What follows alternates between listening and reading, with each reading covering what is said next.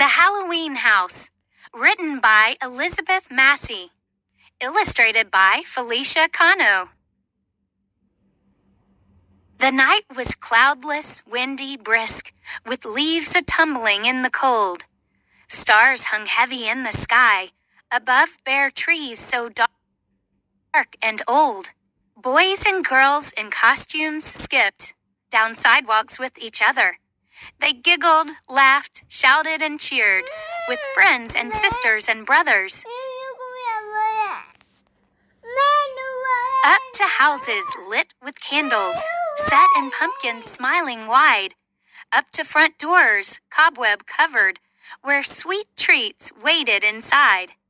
Mary, Luca, and their dad were new to the neighborhood. They lived in a big apartment next to where a pet store stood. When the moon rose high in the sky, Mary put her costume on. She dressed like a superhero that she called the Mighty Swan. Luca, on the other hand, dressed like a spotted hound, with long ears and a longer tail and a collar that he'd found. Out they went onto the sidewalk, out with Dad so close behind, out to get some yummy treats and meet new friends they hoped to find. On to lots of houses, hurry! Popcorn, chocolate, lemon stick. Nice to meet you. See you later. Lots of treats and not one trick. Other children swarmed around them, wrapped in rags and Roman robes, dressed like monkeys, matching mice, and one with giant earlobes. "Hi," one boy said. "My name's Richard. I live in that white house there. And these are my little sisters, Carol, Cindy Lou, and Claire." Richard asked, "Have you guys seen that big old house way down the street? It's the creepy Halloween house, and that's no place to get a treat." "Halloween house?" Luca asked him. "Halloween house?" repeated Mary. "Don't go there," said Richard, winking. "It is really, really, really scary." Mary, Luca, and their dad had never been to the street's end. They thought about what Richard had said. Should they believe their brand new friend? Mary said, "Let's go there, Dad." And Luca said, "It sounds like fun." But Dad said, "Your bags are full. I think your trick-or-treating's done." "Please," said Mary. "Please," said Luca.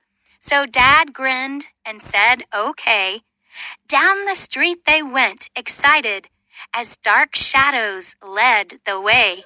Halloween House stood on a hillside, jack-o'-lanterns by the door.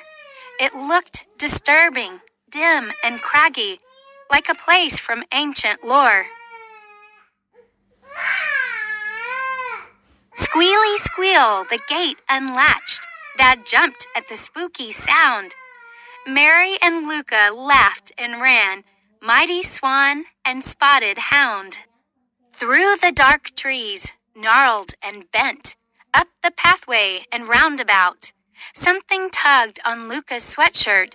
Scared now, he began to shout. "What has got me?" Luca shrieked. "I don't really want to see." "It's just a tree branch," Mary giggled. "Hold still while I set you free." "Oh," said Luca, "that's so silly. But don't think that stick scared me. I'm a brave hound, strong and smart. I'm not worried about a tree." Up the pathway, climbing still. Now Mary stumbled back in fear, yelling, "There's a ghost before us! Help me! Make it disappear!" "Ha!" said Luca. "Look again. It's nothing. You will not get hurt. That's no ghost or creepy creature. It's a big, old, floppy shirt." All of them had reached the porch when Dad ducked down and grabbed his hat. Something's fluttering all around. I think that it's a vampire bat. Dad, the two kids said together, it's not a bat. Look, see right there? It's only leaves, just dried old leaves, flying on the windy air. On the porch, the family stepped, creaking boards beneath their feet. Here's the Halloween house, said Mary. Hope they give us something sweet. Hey, don't tickle, Luca laughed. I'm not tickling, Mary said. You're not? Asked Luca. Then he gasped. Ick! There's a cobweb on my head. Knock, knock, knock upon the door. A pause, and then it opened wide. There a spooky woman stood, with a black cat by her side.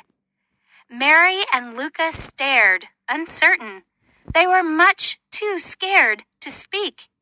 The woman leaned in close to them. Is it tasty treats you seek?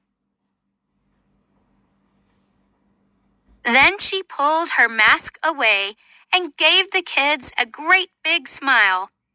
Don't be frightened, said the woman. I'm not a monster. It's not my style. Have you met Richard? Asked the woman. He's my grandson. What a tease. Have some candy. Here, take plenty. Luca and Mary said, Oh, yes, please. All the kids along our street come here after school each day. We have cookies, milk, and fruit. Then in my yard they like to play. You're most welcome to come join them. Richard's grandma smiled and said.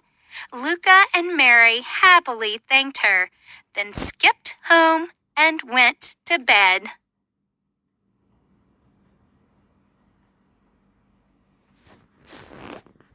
Good job!